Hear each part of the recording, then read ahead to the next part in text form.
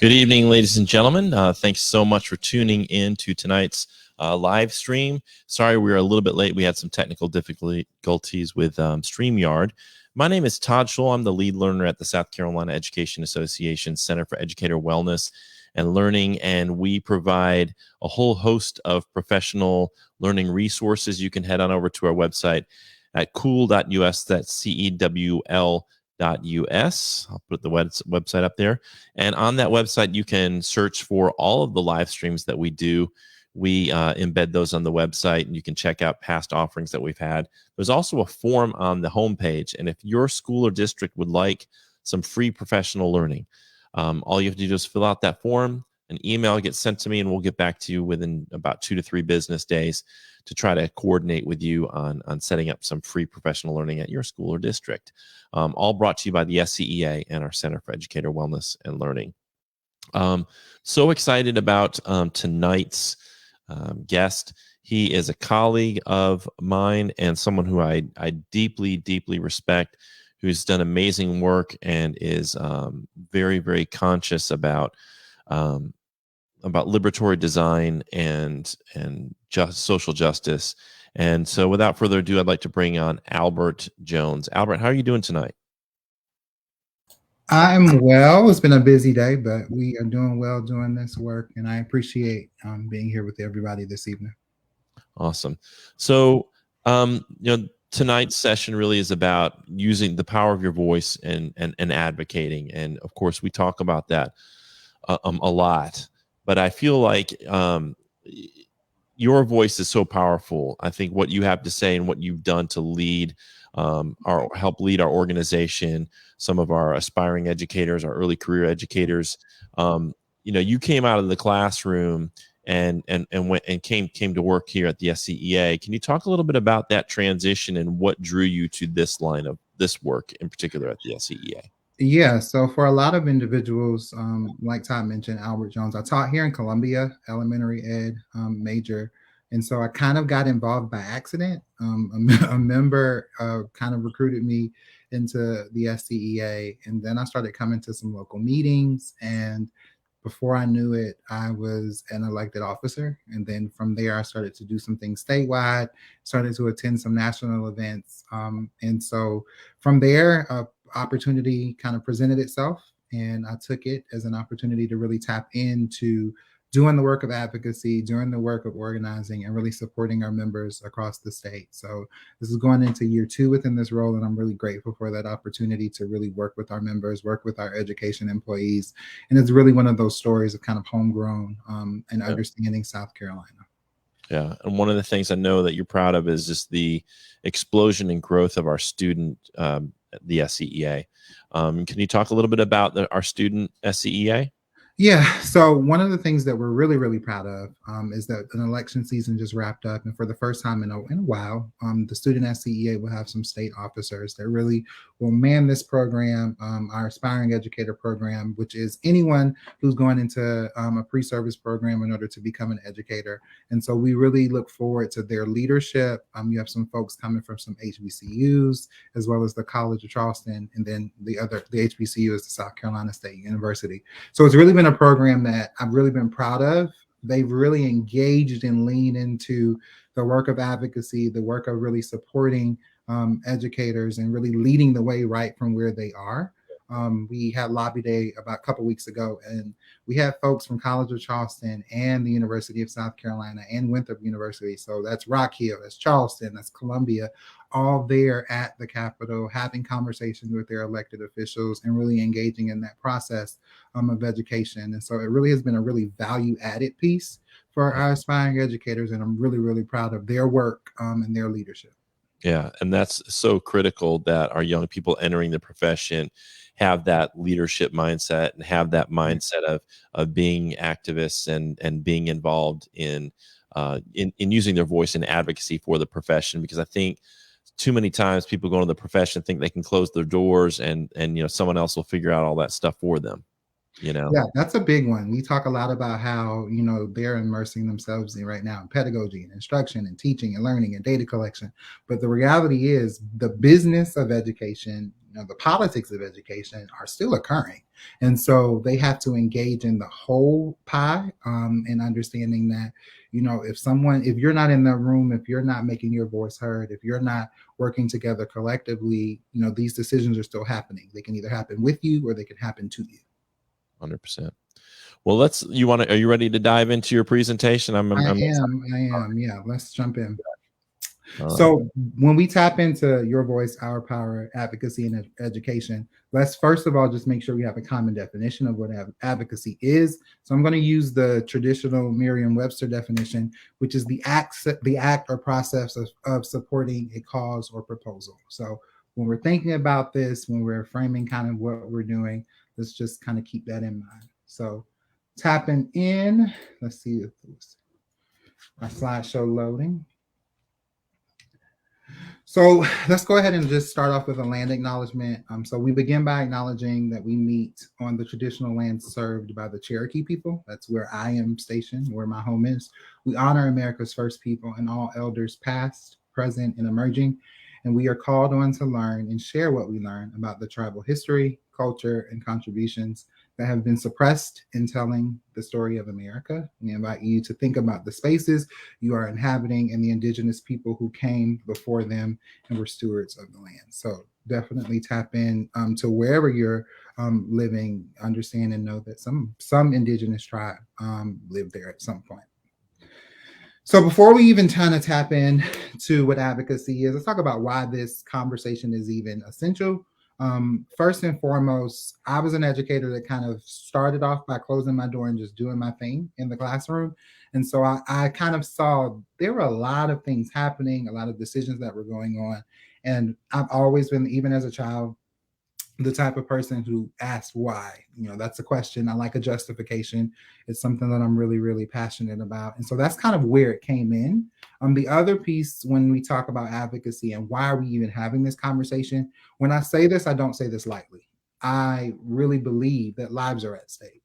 And when we talk about the lives that are at stake, immediately you might think students, and that's true. However, you as education employees, your life is at stake as well. Your livelihood may be at stake. So it's important that you engage in this process, and hopefully there's some things that you kind of learn and pick up. So before tapping in, these are just some community agreements as we kind of navigate this presentation, this conversation. Feel free to take a moment to glance over those. I'll highlight two of them, one of which being is I want you to make sure that you're listening for understanding. And like I do, when I do this workshop, I always say there may be something that I say that you may have some internal conflict with. That's okay. My contact information will be at the end of this presentation, and I really welcome the opportunity to have discussion and dialogue around this. But I encourage you to really take some time and use that self-awareness and self-knowledge to kind of do some reflection. And the other piece, I'm going to ask that you seek discomfort, that number 7. So these are going to be some topics that you may not have considered, that may be some topics that may differ from you personally versus professionally, differ from the society versus you in your own home. So really lean into that discomfort, because that's where learning occurs. If you look at research and they talk about the brain, one of the statements that I learned a lot during my time in undergrad was, if you're not uncomfortable, you're not learning. If you don't feel uncomfortable, that learning isn't taking place. So I would be remiss to talk about advocacy without talking about why we exist as the SCEA. We've been around for a very long time. Really doing the work of advocacy, organizing, supporting our members, really caring about 3 really large buckets: your wages or salary, your voice, and your time. Those are 3 things that we really feel very deeply about, and we have been doing that for a very long time. If you're on this page watching this live stream, you click probably the SCEA's page. So check out some of those resources on our website, on our social media, and things of that nature. So when we go in and we have a conversation about advocacy, we have to understand what power is. And so I'm not saying it in like the science term, but consider this definition. So when we talk about power, we talk about organized people and organized money. And so when we look at this graphic, you will see, a lot of little fish, and each of those individual fish by themselves are not much larger than than that one fish. But when they come together, when they work together, when they do the work of coming together collectively and I always say rowing in the same direction, you really have the opportunity to flex your power, build that power, and get those issues and get wins on those issues that are widely and deeply felt. So it's really important that you understand that this whole concept of advocacy is going to take collective action, and it's going to take people coming together and really rowing in the same direction. So we're going to dive in and talk a little bit more about advocacy and education. So disclaimer, you will not walk away from this and say, oh my goodness, I am an advocacy specialist. I am going to know everything. I am going to be able to advocate on any issue. This is kind of to get your feet wet. The best growth opportunities when it comes to advocacy is experience. So the more you do it, the more familiar you come with it, that's going to be something that is going to really grow your ability to be an advocate in education. So let's tap in and talk a little bit more about what that looks like. So that's the mission at hand. We here at the SCEA really believe, and that 87% of students go to public schools. That's what the statistics say. So we really believe if we're going to take care of the entire society, education is a people issue, not just an educator issue or not just a parent issue. That person who works at Zaxby's or Chick-fil-A or Burlington or anything of that sort or that nature was a student at one point. And so they really deserve to have equitable opportunities, equitable resources in order to be successful in life. And so we understand and we know that, and because it benefits the entire society, so it's important that we tap into those resources. And here's the question I get the most, but why me? I signed up to be a teacher, not necessarily an advocate. Well, my answer to that is why not you? You are the individual that has 1 or 2 or 3 degrees in the profession of education. You are the expert. You are the one who spent the time, the resources, and it's so important that you put your voice in the room because you've literally studied it for a lot of your life. So it's important that you understand that you can't limit yourself by saying, I'm just a teacher, or I'm just a bus driver, or I'm just this, or I'm just that. You have to recognize and you have to understand, but by you being in that space, in that role, in that place, you are someone who lives and breathes this every day. So we believe, and I truly believe that I lean into what John Lewis says, which you have to make some good trouble, necessary trouble. It requires for you to get into the fight, for you to be aware of what's going on around you, and making sure that you engage. So when I talk about advocacy, and going back to that common definition, a lot of people think I am just talking about having a conversation with the president, the governor, or a state legislature. That's not necessarily the case. Advocacy looks different, and it isn't always happening on the grand scale. So if you look on that graphic, you see the work that you can do, even from a building level, is still significant.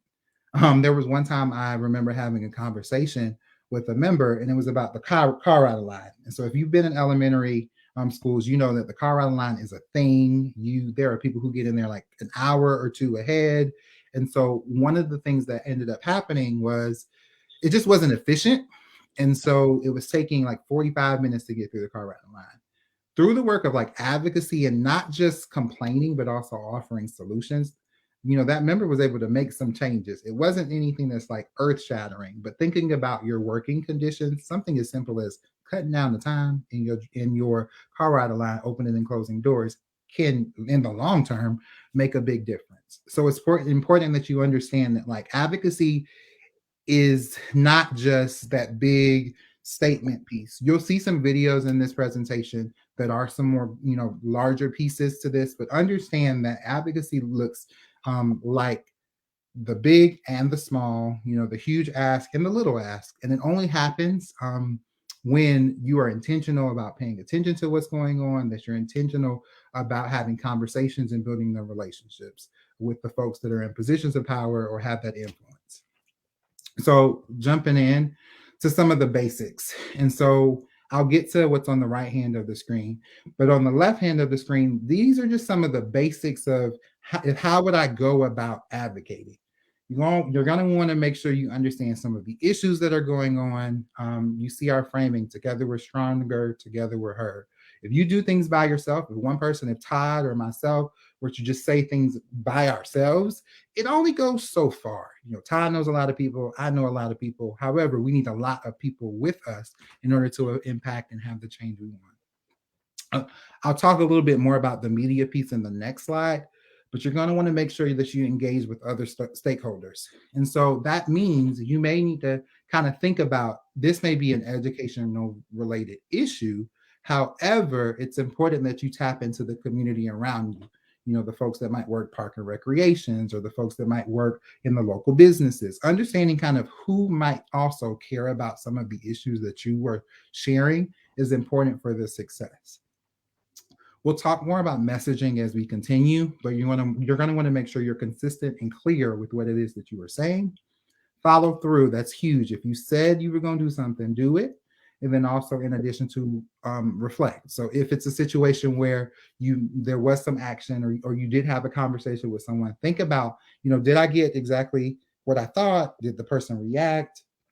Kind of what went on there, and taking that time. Just like in your day job, if you're a classroom teacher or work in some sort of instructional capacity, you reflect about, your lessons, your instruction. The same thing would happen here. And then, of course, the last few ones would be, it's always a good time to advocate. It's not just when it's an election season or when something is wrong. There's always a good time to have those conversations and build that rapport and relationships. The next one means, which is hard for a lot of people, no means not now, not never. Think about, like, if you have children or if you work with children, and sometimes you may tell them no, but they clearly understand. That means not now. I'm going to ask you again in a couple minutes and see if that answer changes, or I'm going to figure out a way to kind of go around what's going on in order to kind of get what I want. And the last one, we got to vote in every election. Educators need to make sure that they're turning out to the polls, making their voice heard in that way. So we'll get to the right-hand side of the screen. Time traveling back to 2021, I was still a local officer in my local education association, and pandemic had hit. There was a lot going on.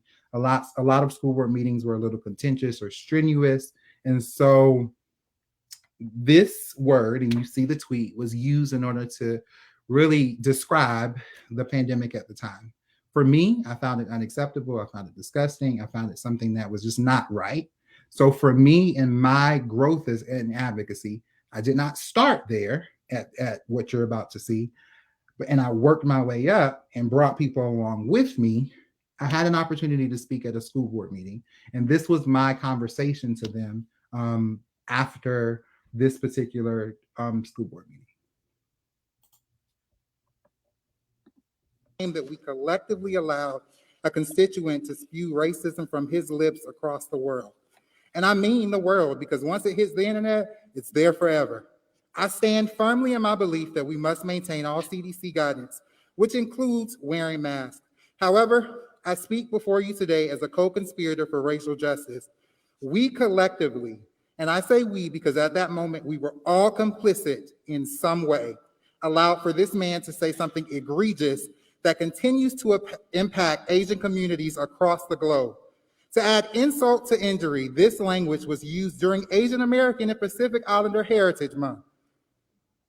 On 3 separate occasions, this person used a racist term for a life-threatening virus, and not one person said anything about it. And I repeat, on 3 separate occasions, this person used a racist term for a life-threatening virus, and not one person said anything about it. Not a single board member deemed it necessary to stop the violence and abuse occurring at that moment. On June 15th. So in that video, I'm going to be completely transparent. I really was uncomfortable, but I recognized that the need was there. Mm-hmm. That if I didn't say it, no one else did. Actually, I was the only person who called them, on that. And I think about, how might that in the long run hurt, not just the employees or just the community, but our students, because once something's on the internet, y'all, it's there literally forever. Who knows when that might resurface? And if you've ever seen, if those of you who are maybe on Instagram or TikTok or even Facebook, school board meeting clips a lot of times can go completely viral. And so for me, it was so important to say something about it. And so this is an example of something that's a little more direct. There's a professor that talks about calling in and calling out. This was a moment where I felt like I had to call out. But there are a lot of times where you call in and you say, hey, I want to talk to you for a moment, and you express them and call them in on it. But in this moment, it was done publicly, so the correction needed to happen publicly. And so that's kind of my belief. Let's go a little deeper. We talked about media, and this is where I want for you to kind of be reflective. And I kind of had some conversations with my friends in New Jersey to kind of frame some of this conversation. I say to you, I think media is a very powerful tool. If you're watching this, you're watching it on some sort of social media device, Facebook. Media is a really powerful tool to advocate and to tell your story. However, you're gonna want to make sure that you do it with intention, that you do it smart. And so these are just some framing for you to consider when you're using media to tell your story. Step one, don't feed the trolls. If there's somebody that's in the comments, sharing it, maybe have something necessarily negative to say, and that this person is someone that is not going to be susceptible to anything other than what they might believe, I would encourage you just to not even engage. It's not worth your energy. It's not worth your mental health and wellness. I wouldn't even do it. The next piece is block, ban, report. I believe in the block button. Sometimes I block people that I have not personally interacted, but I see how you move and it's not for me. So you have to recognize with some individuals, you have to get to the point where sometimes you might block, ban, or report them. The next one, especially for our educators, know your privacy settings, and then perform social audit. So when you tweet or when you post on Instagram or post on Facebook, know what your privacy settings are. Know, what's a friend, what's public, what's this close group, things of that nature. And then the performing social audits one is important because you are not the same person you were, I'm sure, when you first made that Facebook or Instagram or Twitter or whatever account. So while you have grown and developed and changed, those posts that you made, stay there. So every so often, every year, maybe every 6 months, however you want to take a look at it, you may want to take a look at that social media and make sure it's reflecting who you want to be seen into the world. As educators this is one that people sometimes go either or with. I'm always intentional not to use like profanity or offensive language in my discussions, because typically I tend to get across better. As educators, one thing you also want to consider is, even if you disagree with something, you can respond, but remain kind. Stick to the facts. Don't necessarily let emotion be what drives you in your discussion. This one is one that's hard. You got to wait sometimes before you reply. Sometimes you have to step away. Think about, when you're upset. Sometimes you got to step away, take a moment. It's really hard. I respect it. I even struggle with it. Sometimes you want to just clap back. Not always the best thing. So, wait before you reply.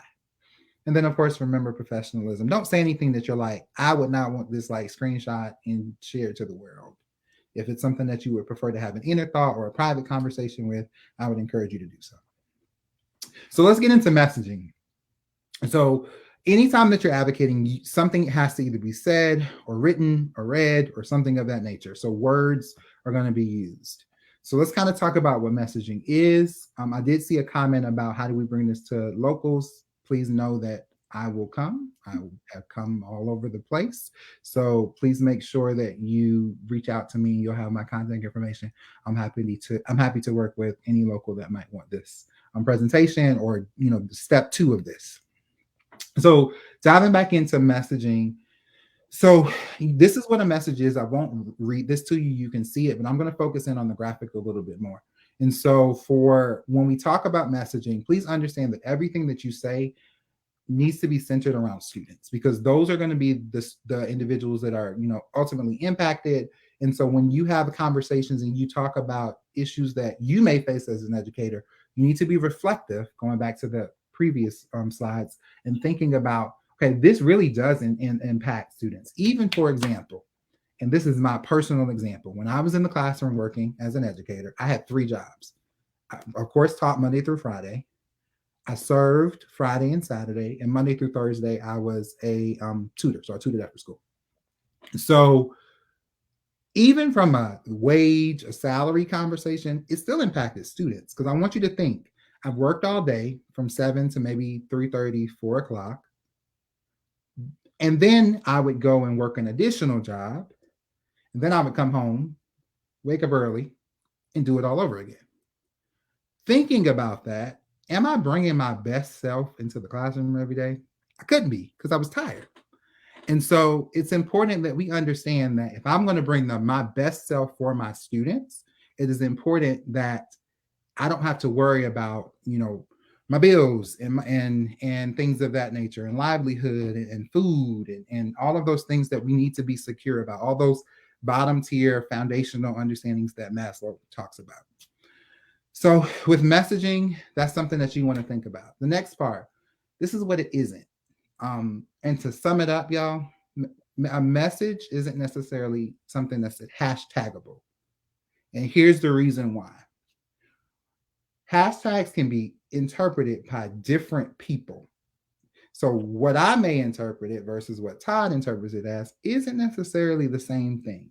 So using buzzwords and things and hashtags, I'm not saying don't use them. They're great to connect people, but the messaging and what you're saying about it is way more significant and way more impactful.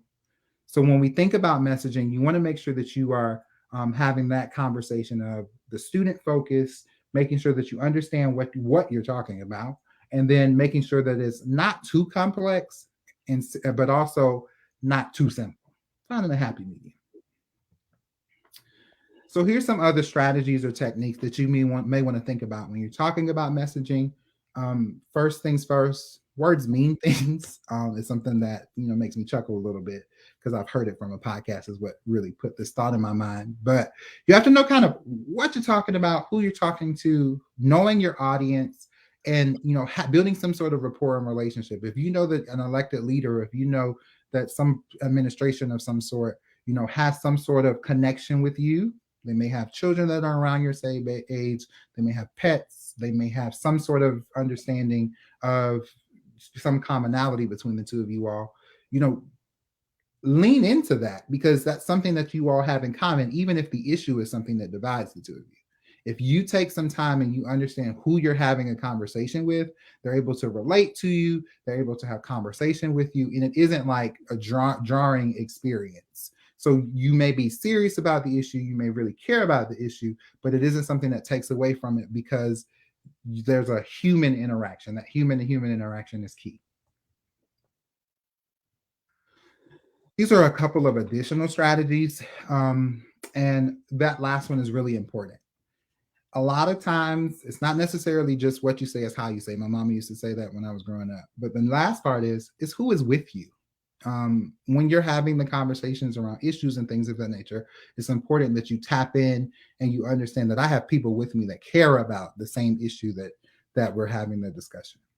So we're going to take a moment and we're going to watch this video, and it's really, really short. And there's 2 things that I'll discuss when the video wraps up. One is what they are talking about, the topic. The second is going to be how they chose to frame it.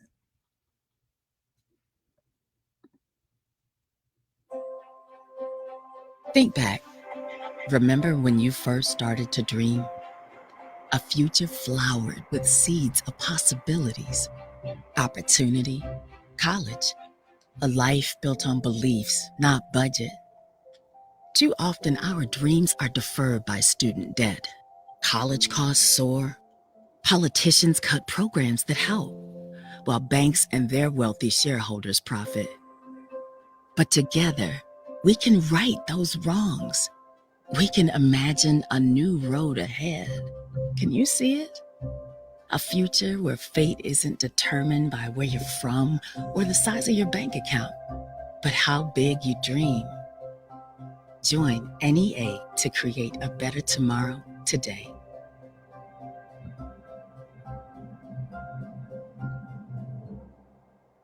So that's simple, right? They're talking about student debt.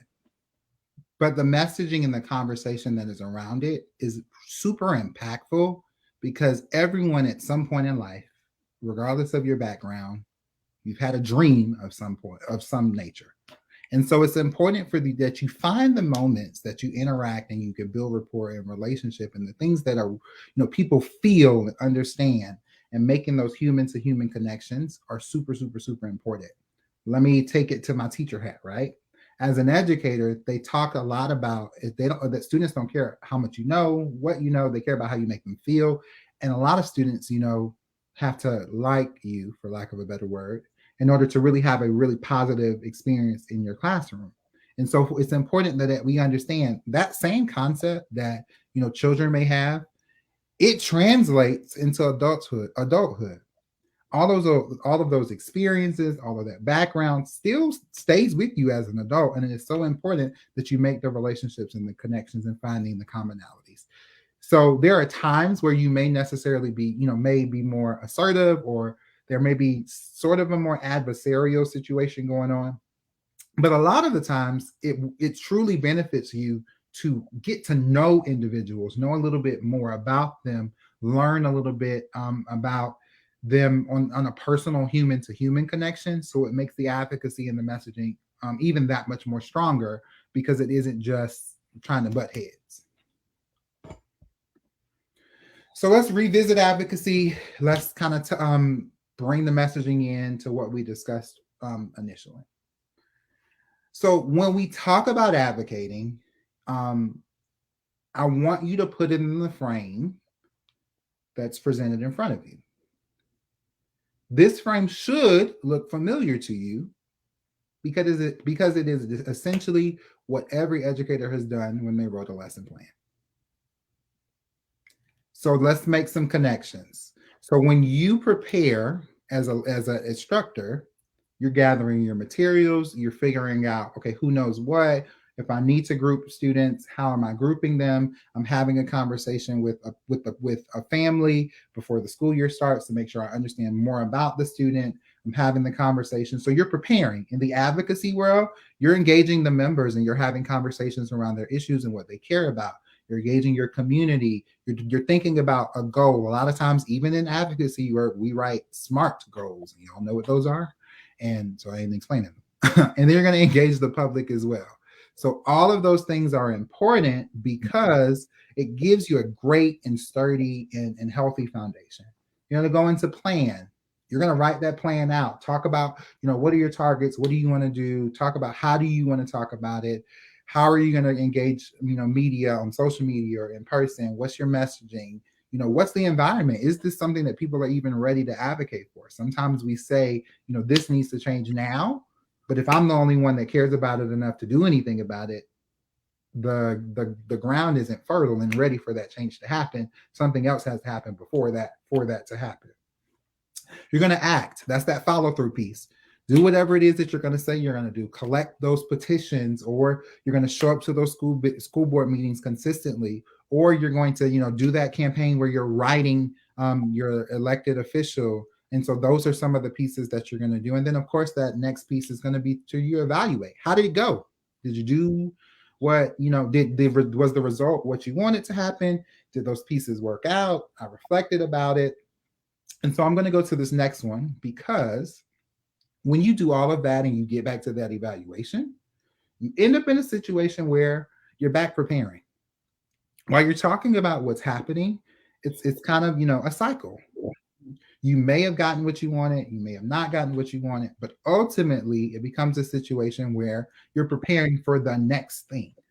And so it's important that we understand that this thing works, and it doesn't always work perfectly. When you're a teacher in the classroom, every lesson that you teach does not always go perfectly. Sometimes you got to go back to the drawing board and you work it out. When you're advocating, something that you want it to happen may not happen the first time, and you're going to have to go back, have a conversation, engage some folks, see what happened, and then you prepare and you start again in a different way. So this is something that is impactful, but you also have to understand that it requires you to engage in the task, even when it feels as if you are not getting where you want to be at the rate you want to be at it, if that makes sense. So that's something to consider when you're advocating. Jumping into this next piece. These are some, that ACT part. Here are some tactics or some things that you can employ when you're advocating. The key basis of anything are relationships. They mean everything. It really is important that you have those relationships with individuals. And when I say that, I don't just necessarily mean the people or group of people who are in positions of power. You have to also have relationships with the people who are affected by that same issue. So it's not just a top down, it's a side to side piece as well. It is the long game. You have to be willing and able to kind of stick to it. If you look at any movement, if you look at the civil rights movement, those are not things that happen in one shot. It required multiple efforts, and it really, still even goes on today. I don't think that the civil rights movement itself is over.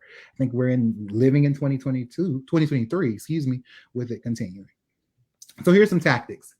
Here's the one that is the most impactful. And that one is a personal, in front of your face visit. It also makes people the most uncomfortable, but here's why it's the most effective. If I send an email, if I send a text, or if I pick up the phone and call, those things can be highly, highly effective. However, people get some plausible deniability. Oh, I didn't get it, or I missed the call, or oh this, or oh that. So what ends up happening in a personal visit, a one-on-one human interaction, it's much harder for them to ignore you. And it's much harder for them to be in a situation where they are immediately like, no. And no, you can't do this, or no, you can't have this, or no, this can't exist. And so it's important that you understand that personal visit is so important because it really creates an opportunity for you to build human to human interaction. Even on StreamYard, as we're on this Facebook Live, I know Todd well enough to read his facial expressions and things of that nature, but that only happened because we spent time in person. If I would have only met Todd within like a Zoom screen or through text message, understanding more about him would be something that would be a barrier. Also understanding, especially if you work in a school setting, you can't always do personal visits. So I'm not saying like that's the only way. Towards the bottom of this, here's some opportunities as far as some tactics that you can employ. You can always attend and you can speak at, school meetings and district meetings. If you are, someone who has children, check into serving on the SIC or the PTO or PTA. School board meetings. You saw an example of me speaking at a school board meeting. You don't always even have to speak. You can start off by just attending and being aware of what's going on and sharing out resources and information to your community, to your circle. And of course, committee meetings. You'll see a video in a moment from the Senate Education Committee and a testimony that happened there from someone speaking. And then here's the other one, y'all. I am not saying you have to focus on everybody, because you can't. What I am saying is focus on the people that were elected or in the capacity for you to directly work with. That's what I am saying. Find out who, in a moment, you'll have a resource to find out who your elected officials are. Reach out to them. Say, hey, I live in such and such city and you represent me. I would love to continue to have a line of communication open as you have conversations about bills. It doesn't have to be necessarily like adversarial at first. Now, understand that there are times where you have to get people together and use your collective power to take collective action. And that's what the SCEA does. But the relationship building, that rapport is super, super important throughout. So we're going to watch this video, and this video is twofold. You already saw some, a real life example of advocacy, and this will be an additional one. However, this one has a message that we'll dive a little deeper into as well. So let's take a moment and take a look at this one. Thank you very much for the time today. I'm honored to speak before you. And one thing I hear in this room is an agreement that we all want the best for the children of South Carolina. My name is Rabbi Dr. Mayor Muller. I have been an educator in South Carolina for over 30 years, and I'm currently teaching at the University of South Carolina, although today I share my own views. I agree with things that Mr. Kelly has just said, others have said, as I am against this bill as written. And instead of going over the material I prepared, I will offer a story and keep within my 3 minutes. I want to tell you of my grandmother, who was also preparing for a life in the classroom as an educator, as are both of my parents and my 2 siblings. We are all in education. And my grandmother was excited, but she lived at the wrong time in the wrong place. Because in 1938, in Austria, occupied by Nazi Germany, a Jewish woman was not destined for the classroom. She became and was forced to clean streets on her hands and knees, cleaning stones that were already clean. And she came to the United States through miraculous events and did not speak about her life. So when we ask Grandma, what are those numbers on your wrist? Silence. Grandma, why do you speak with an accent? Silence. Grandma, why don't you have any pictures of your family? Silence. Decades of silence until she was older. And almost at the end of her life, she began to share. And one of the things that my sister clearly remembers is the first thing she shared with her, as she knew we were getting ready to be teachers, is they came for the teachers first. They came for the teachers first. They told us what textbooks were allowed, what were not, what standards are allowed, what were not, and then eventually who was allowed to teach and who is not. We live in a fine state, a state that did not accept national standards. We created our own. We live in a state that has wonderful teachers, and I will say that this bill will have a chilling effect on our teachers, and we know we have 1,400 teacher vacancies right now. I teach in a classroom of students who are worried about what they will face in the classroom. So I ask you to either reject this bill or amend it, as we have heard from speakers earlier, and I thank you for the time. So that video is a really strong example of advocacy. But more importantly, I want for anyone listening or that will be listening, that concept of they came for the teachers first, those sends chills down my body. And it's important that you all understand, and we'll talk about some first steps and some things that you can do right now in just a moment. But it's important that you understand that when I talked earlier about lives being at stake, I didn't say that lightly. You engaging in this process, you advocating, you working to do that work is essential, because students like me who kind of have some adverse childhood experiences, and really, to be quite frank, I did not grow up in the most suburban areas. Public education, I don't say lightly, it saved my life. And so as you are advocating, as you're doing this work, I want for you to make sure you're taking the time for yourself and you're making sure that your cup is full, but understanding that this work is serious and that it's something that you must engage in, and you must do it now, because you don't know what happens if you wait. And actually, I'm going to say that wrong. We do know what happens when you wait. Nothing changes if nothing changes. And so it's important that we engage, that we tap in. And here's how you can do that. The first of which is, this presentation is something that I will bring to your area, that I will work with you, that I will take you on to the next step. But that's something that we take very seriously for our members of the SCEA. So you can go to jointhescea.org, or you can tap into those resources in order to become a part of the SCEA family. Take two, couple of slides, or it might have been the last slide. We talked about getting to know your elected people. So if you go to the scea.org/ledge contact, or scan that QR code if you are not on your phone, it's important that you type in that address, and you will find everybody from the local level to the federal level that represents you along with their contact information. So tap into those resources, get to know those individuals, become someone that they understand as an educator and that is watching and that is having conversations about education and isn't just a passive entity. So those are two ways that you can kind of start this journey, do your first steps, and really grow. Which leads me to put this all together. This is not for all my English teachers. This is not like the super grammatically correct question. So we're gonna let that go and give me grace on that one. When you put it all together, this is what happens.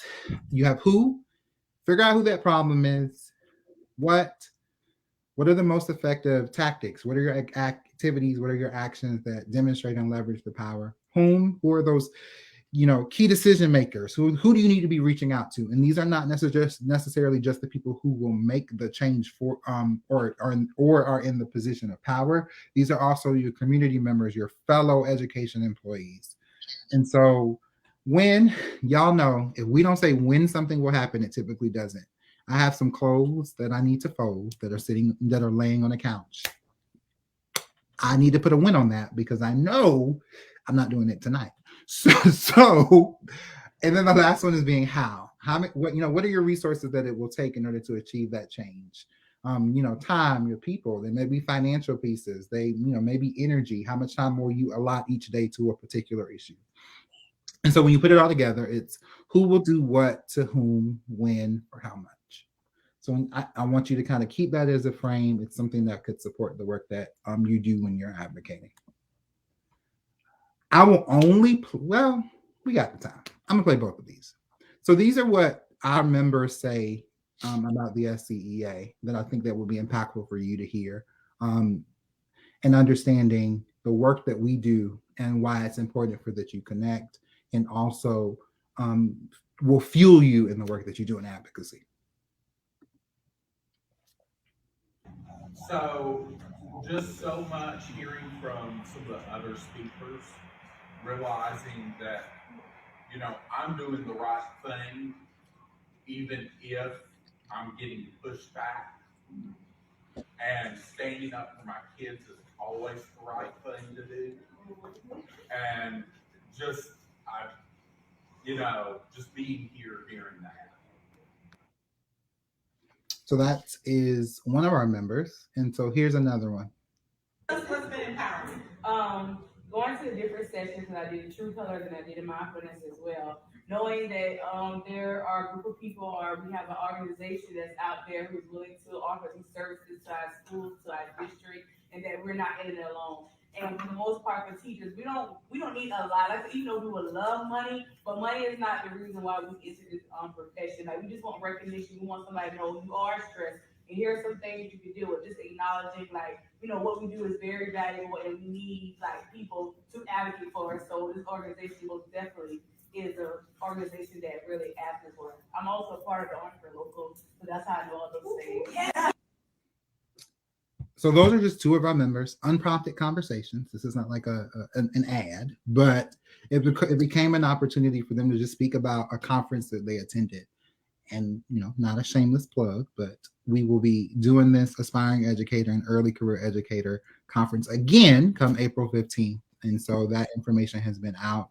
If you go to the scea.org/strongconf, CONF, you can find out more information in reference to that. So I want you to understand that this is the work we do and we do it well. And so we really appreciate and support that work for our members. And I always say we do things with you, not just for you. So these are some ways that you can take action now. We've talked about joining the SCEA family, and I would encourage you to do so. These other two resources, you have the opportunity to touch base in. The top right one is something that we do. It's called I Wish My Legislator Knew, where you can share some information, tap into some resources, but also kind of share that story. What's something that, you wish a legislator knew, like you didn't have time all day to use the restroom, or, students needing, the opportunity to move around, but the classroom I'm provided is smaller than my bedroom. And so understanding that, sharing those resources. The bottom one is our Action Center. I would encourage you to kind of go to the scea.org/action. You can take action on a variety of things like the censorship bill, like the voucher scheme, all of those things that exist. You can take action on by going to the scea.org/action. I would encourage you to do those things. Get connected and do that work of advocacy now. And here's the key: share it with someone else. So I've come to the end of my time. As far as presentation is considered, you have my contact information. You see it on the screen. I'm here to support and do that work. I'm excited to see how advocacy and what advocacy looks like in your locals, in your areas where you work. And at this time, I'm kind of done. I'll stop sharing. All right. Thanks so much, Albert. That was great. That was really, really good. Very powerful and inspirational. And, one of the things that really stood out for me is thinking about advocacy from this sort of micro to macro level. And I think for people who may be just starting to get enough courage to speak out and use their voice, starting at that micro level, starting with, like, for example, we had this thing at the high school I was working at where at the end of the year we had to get all these signatures, and we would spend like 2 days hunting down people to get these signatures. The media specialist, the custodian, all these different people, and you'd hunt them down. They wouldn't even be in their office. Then you'd have to come back, and we had a huge campus. So I thought, well, this is crazy. And other teachers were complaining about it. So I went to the principal, but I had a plan and I had an idea. I said, what if we got all those people into a room over say a 3-hour window, and we all know they're going to be there and everybody can go and get all the signatures at once. She not only didn't do that, what she did was she said, I'll tell you what, I'll go one step further. You don't have to have those things signed as long as you all agree that if there's something that needs to be done, you will come back in the summer if it's not done. If you sign off and say, I've done all this stuff, but if it's not done, you come back. So then all of a sudden we didn't have to do that anymore. And it saved us hours and hours of work. Right. And that's an example of kind of, I think, what you were getting at, which is, you can start off with a small issue like that. You don't have to necessarily, go up and testify in a subcommittee hearing in Columbia to start off with.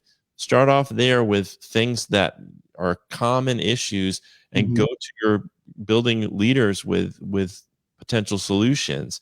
Right.